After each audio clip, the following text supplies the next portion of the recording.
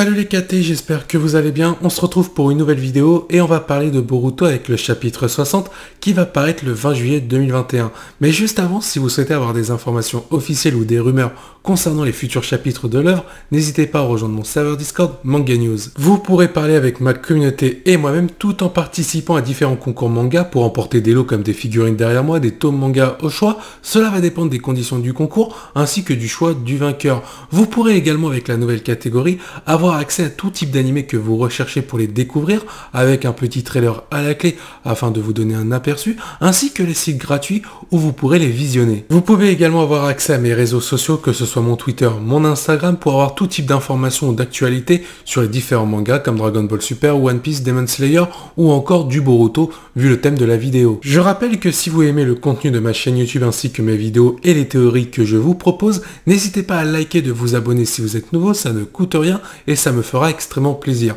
Vous avez le droit également de commenter, de donner vos arguments par rapport aux propos que je peux tenir, ça fera un beau débat à faire en commentaire entre vous et moi. Bien, il est temps de se consacrer au sujet principal de cette vidéo, c'est-à-dire le Jogan ainsi que ses sous-entendus qu'on a eu dans le manga, alors que cette pupille n'est pas encore apparue, au contraire de l'anime. Par exemple, dans le manga, on a eu Sarada qui a comparé les yeux de Boruto avec ceux du 7e Hokage. On a eu Momoshiki qui avait aussi dit à Boruto que ses yeux allaient le déposséder de tout. Encore une référence avec ses fameuses pupilles, notamment le Jogan. Et dans le chapitre 56, pour parler de l'actualité, on avait Ishiki Ekot qui parlait de ce qu'était une divinité pour les Otsutsuki, avec une représentation d'une créature entourée de mystérieuses pupilles qui ressemblaient au Jogan. On va commencer par aborder le premier point de la vidéo, notamment Toneri et le Jogan. On l'a pu voir dans l'anime, Toneri a un étrange lien avec le Jogan. Alors on a plusieurs hypothèses comment Toneri aurait pu donner cette pupille à Boruto. Forcément, il y a le lien entre Hinata et Naruto lors du film The Last.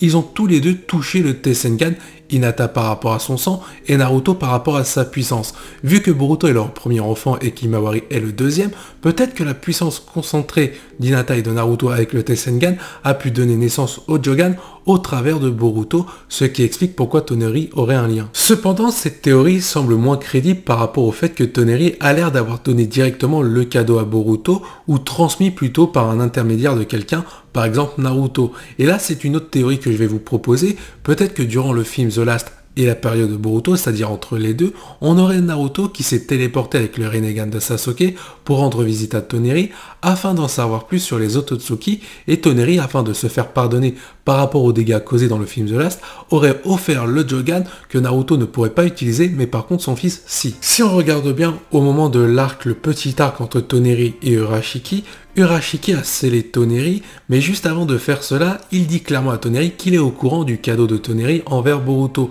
Mais c'est là que c'est encore plus intriguant, on a l'impression qu'Urashiki n'est pas au courant des caractéristiques du Jogan, il sait que Toneri a offert une mystérieuse pupille, mais il ne connaît pas réellement la provenance ainsi que les caractéristiques de celle-ci. Donc on peut peut-être se poser la question, peut-être que Toneri était bien au courant durant le film The Last qu'il y avait une autre pupille que le Tessengan, mais qu'il ne pouvait pas s'en servir par rapport à ses intentions. Après, il y a plusieurs hypothèses qui disent que le Tessengan en réalité serait une sous-évolution du Jogan et que le Jogan serait la pupille finale en termes d'évolution par rapport au Byakugan, ce qui expliquerait pourquoi Boruto a hérité de cette pupille par rapport au sang des Uzumaki et celui des Hyuga. Mais alors pourquoi Himawari n'en a pas hérité?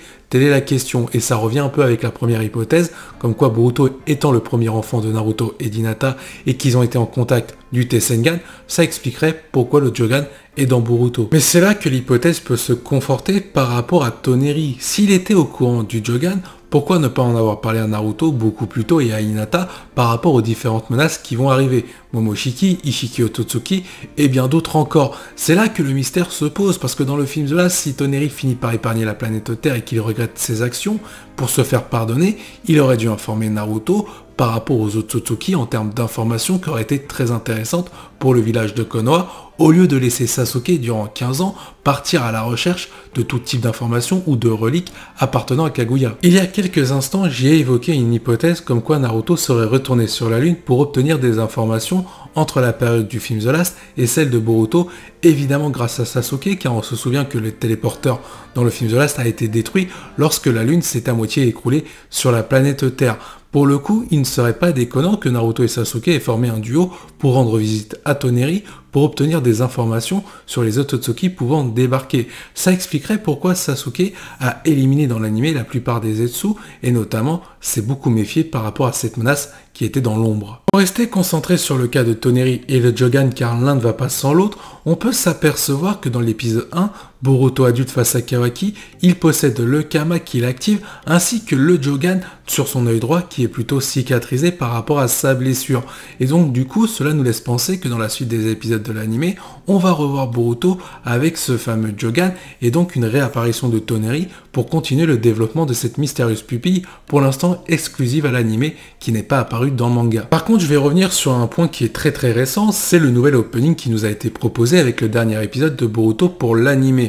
On y voit Naruto mode Baryon, on y voit Ishiki Otsutsuki, mais on y voit aussi Boruto avec le Byakugan, avec la fameuse corne de Momoshiki. Beaucoup de personnes pensent qu'en réalité l'anime a abandonné le Jogan pour finalement se concentrer sur le Byakugan. Attention à ne pas faire l'erreur, ce qu'on voit dans cet opening là, c'est le Byakugan de Momoshiki et non celui de Boruto. Maintenant, je vais vous donner quelques informations bonus. Il faut savoir que les éléments comme Shinichiwa, Urashiki, Toneri, même si ce n'est pas montré dans le manga, cela est canon à l'anime ainsi qu'à l'œuvre de Boruto et donc à l'univers de Naruto. Kishimoto a également dit que les points différents comme Toneri et le Jogan allaient finir par se compléter au manga qui allait les rejoindre à un moment donné. On peut commencer à en déduire que dans la suite de l'œuvre Boruto, il risque d'y avoir pour le manga papier l'introduction du Jogan ainsi que de Toneri, car les deux sont liés comme je l'ai dit précédemment. Et on peut aller encore plus loin par rapport aux derniers événements des chapitres, notamment avec le personnage d'Eda et de Daemon qui possède la fameuse pupille, le Senringan, avec des symboles différents. Il y a beaucoup d'hypothèses qui disent qu'en réalité, l'origine de ces deux pupilles-là, ce serait tout simplement le Jogan qui serait la pupille originelle de la création du Senringan menée par Amado. Mais ça, c'est un autre sujet. On va désormais parler de l'œil pur de Boruto, le Jogan, ainsi que de ses caractéristiques quand Boruto l'active. On a pu le voir lors de l'arc du Nuée, on voit un Boruto détecter des chakras bienveillants et malveillants par rapport aux chakras qu'il habite contrôlés par le Nuée. L'aura était violette et Boruto arrivait à le percevoir grâce au Jogan. Quand Boruto l'utilise en plein combat, on peut voir une augmentation de l'agilité ainsi qu'un gain de puissance, notamment face à Momoshiki. On peut faire un parallèle avec le Byakugan qui permet de détecter des points vitaux ainsi qu'une précision accrue afin de toucher en plein dans le mille son adversaire. Mais ce n'est pas les seules caractéristiques du Jogan possédées par Boruto. On a pu le voir dans l'anime lors de l'arc Urashiki, il est capable de détecter des portails dimensionnels qui vont pas tarder à s'ouvrir. De plus, il y a aussi des hypothèses qui disent comme quoi le Jogan serait un canalisateur pour Momoshiki afin que Boruto ne perde pas le contrôle. Malheureusement, cette hypothèse-là tombe à l'eau car le Jogan pour Boruto est apparu bien avant que Momoshiki implante le Kama dans le corps de Boruto. Il y a une hypothèse très intéressante concernant le Jogan qui serait en réalité la pupille un peu papa de toutes les autres pupilles, le Shenringan, le Byakugan, le Sharingan et bien d'autres pupilles, par exemple aussi le Tessengan. Cela voudrait dire que le Jogan à la base est à l'origine de toutes les pupilles et qu'elle posséderait toutes les caractéristiques. Mais peut-être pour éviter qu'elle soit trop cheatée, on n'aurait que quelques caractéristiques, par exemple le Genjutsu du Sharingan pour le Jogan et peut-être pour le Byakugan sa capacité de précision, d'analyse, pour le Jogan pour le coup et le Tessengan la puissance qui serait retrouvée dans le Jogan. Par la suite, le Jogan se serait divisé en plusieurs pupilles, peut-être grâce à un Otsutsuki ou alors Amado, pourquoi pas rêver sur cette théorie-là, et donc on aurait des pupilles qui se sont formatées par rapport à leurs caractéristiques. Le Sharingan autour du Genjutsu et qui a évolué en fonction de ça, le Byakugan en fonction de ses capacités, pareil pour le Tessengan.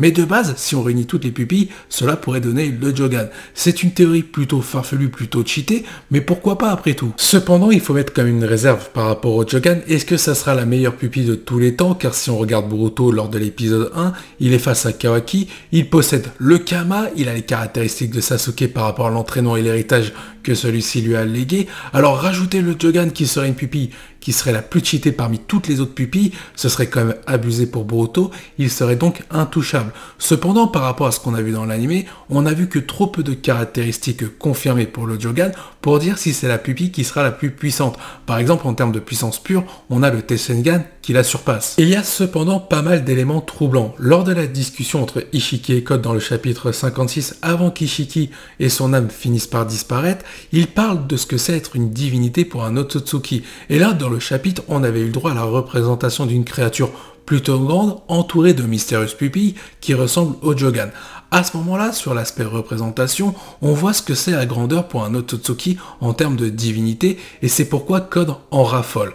Mais plus tard, enfin plutôt même dans l'anime, on avait eu la discussion entre Urashiki et Toneri sur le fait que le Jogan de Boruto, on voyait qu'Urashiki, il n'était pas totalement à l'aise concernant cette puissance-là. Est-ce que ça veut dire que le Jogan n'a pas dévoilé tous ses secrets et que cette pupille-là est bien plus puissante qu'on ne le pense? Si on fait un constat pour le côté animé concernant le Jogan, on peut dire que c'est une pupille d'analyse et de capacité de précision accrue. Par exemple, on a pu le voir avec Boruto dans les exemples que j'ai cités précédemment, il est capable de détecter des chakras bienveillants ou malveillants, de détecter des portails dimensionnels qui vont s'ouvrir, par exemple avec Urashiki, et surtout de donner un coup de grâce très précis, comme face à Momoshiki avec le Rasengan de Boruto qui lui a permis de donner le coup de grâce. Tout à l'heure, j'ai parlé de gain de puissance concernant le Jogan, mais après il faut modérer ces propos-là. Si on regarde bien, à chaque fois que Boruto a utilisé le Jogan pour donner un coup de grâce, que ce soit avec Momoshiki ou face à Urashiki avec Naruto du passé, on peut s'apercevoir que c'est pour toucher le point vital de son adversaire. Et forcément, quand tu touches une zone sensible, ça fait beaucoup plus mal qu'une zone plutôt secondaire. Pour le coup, est-ce qu'on peut donc parler de gain de puissance ou plutôt de gain d'agilité qui permettent à ce gain de puissance d'augmenter? Si tu as bien suivi mes exemples ainsi que le bilan autour du Jogan sur ce qu'on a vu pour l'instant dans l'anime, on peut découler une théorie lors du combat Boruto et Kawaki. Boruto active son Jogan pour peut-être analyser le chakra de Kawaki pour savoir s'il est contrôlé ou pas. Si c'est bien le cas, ça veut dire qu'en réalité Boruto utilise le Jogan pour tenter de sauver Kawaki sous l'emprise de quelqu'un, que ce soit Amado ou un Otsutsuki par rapport à son Kama.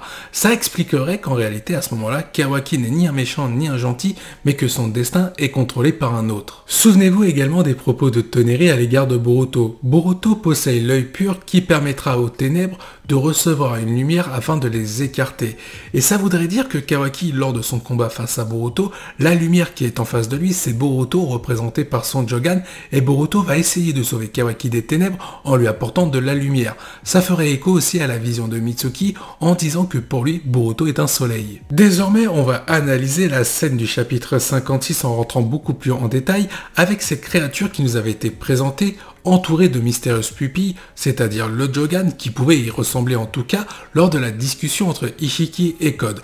On voit bien qu'à ce moment-là, quand Ishiki parle d'une divinité pour un Otsutsuki pour appâter le personnage de Code et qu'il continue à perdurer la volonté des Otsutsuki, que cette créature représente la grandeur en termes de divinité. On peut donc se poser plusieurs questions. Est-ce que cette créature existe vraiment et c'est le dieu Otsutsuki qui va débarquer à la fin de Boruto et qui sera l'antagoniste final? Sincèrement, je n'y crois pas. Je pense qu'il y aura d'autres Otsutsuki, notamment en rapport avec la stèle qu'on a pu voir dans le sanctuaire de Jobi. Souvenez-vous, il y a une stèle griffonnée qui cache deux Otsutsuki encore méconnus.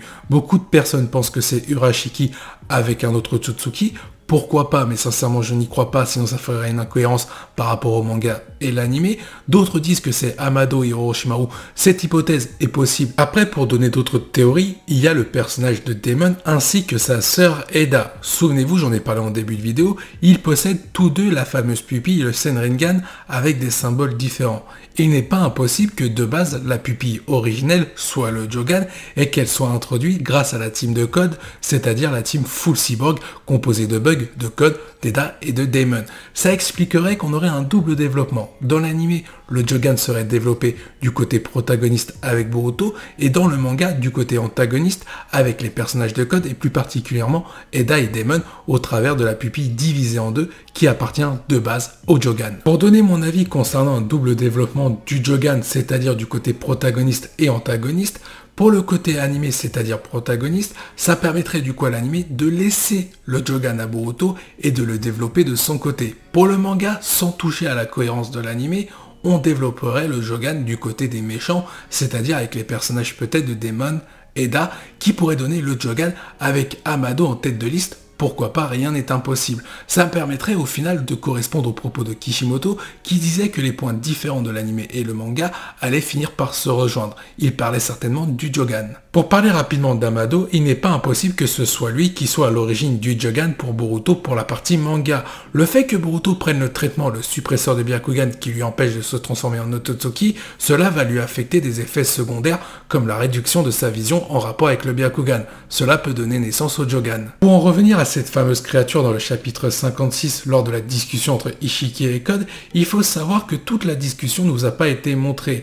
Il y a certainement des mystères qui vont être dévoilés dans la suite de l'œuvre Boruto par le personnage de Code, et son objectif final serait peut-être d'acquérir ce fameux pouvoir, le Jogan, afin de ressembler à la créature qui nous a été montrée, ce qui représente la divinité pour Code. Je vous cache pas que si Code finit par se transformer en mystérieuse créature pour obtenir cette fameuse divinité, cela va gâcher son développement ainsi que son chara design pour la partie manga. Pour l'instant dans l'anime on a vu trop peu de choses pour dire que le personnage de Code sera un bel antagoniste. Pour l'instant dans le manga il fait partie des très bons développements qu'on a pu avoir dans l'univers de Naruto dans sa globalité. Et le voir se transformer par rapport à un excès de puissance, ce serait bien dommage concernant le développement du personnage. Bien, cette vidéo touche à sa fin, j'espère qu'elle vous a plu. N'hésitez pas à liker, de vous abonner si elle vous a plu. Et surtout donnez votre avis en commentaire par rapport aux différentes hypothèses que je vous ai proposées. Je vous dis à la prochaine, portez-vous bien, salut les KT.